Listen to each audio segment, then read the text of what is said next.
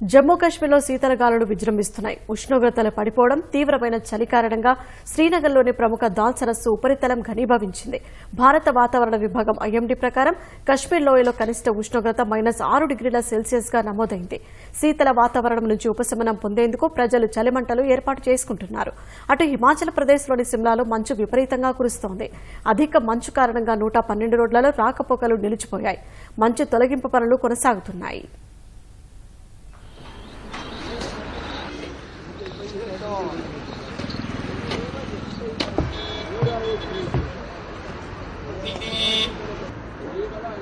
सही करना है।